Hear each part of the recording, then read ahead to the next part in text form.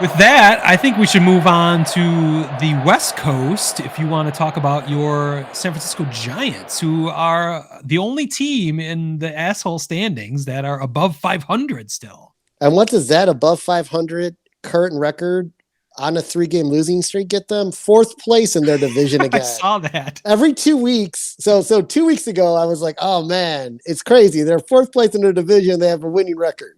Then last week, I'm like, the Giants charge into first place and have a game lead over the Dodgers. Now they're back to 2.5 games out after losing 3 in a row. Part of that's because 2 of them, they lost to the Dodgers.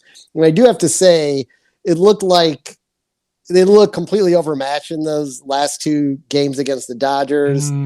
Offensively, it did not happen last year. No, it didn't. And offensively, they've been very shorthanded.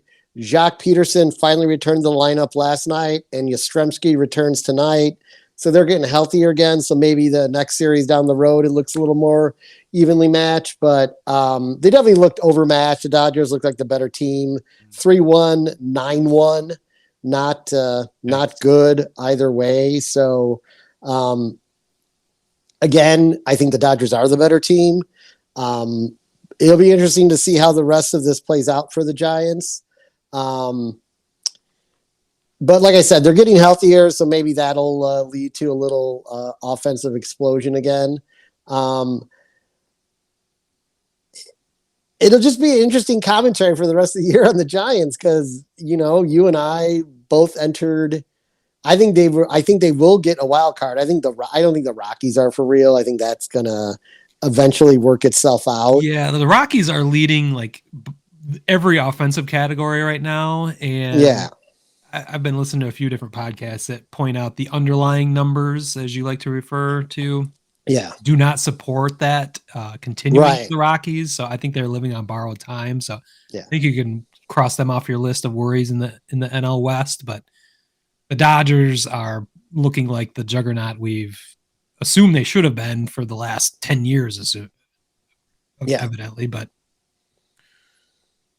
yeah, so it's going to be a tough battle. It was a tough battle last year. I mean, it's almost unfair that the 2 teams with the most wins only 107 to 106 or whatever. 107 to 106. I mean, neither made it to the big game. Well, back in the day, only one of them would have even made the playoffs. I know. Imagine that.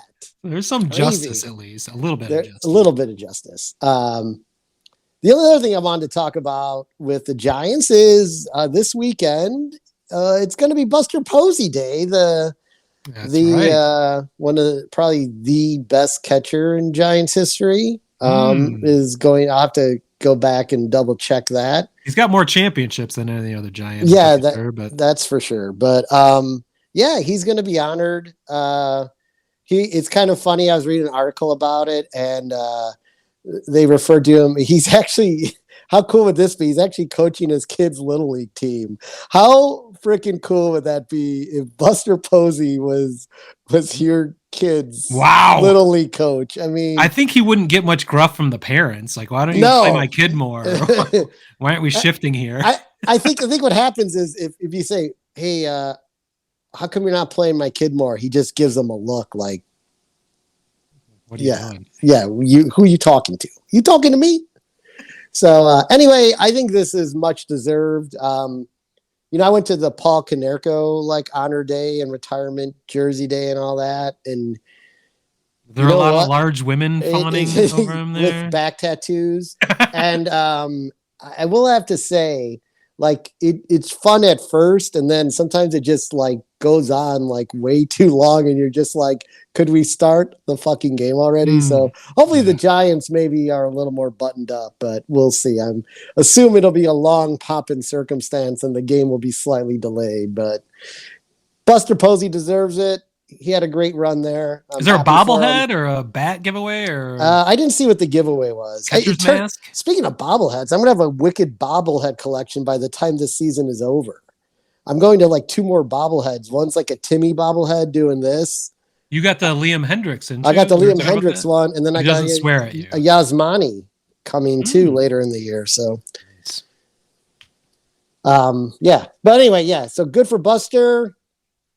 Giants, I think they'll be there at the end still, but it'll be an interesting ride to get there. So.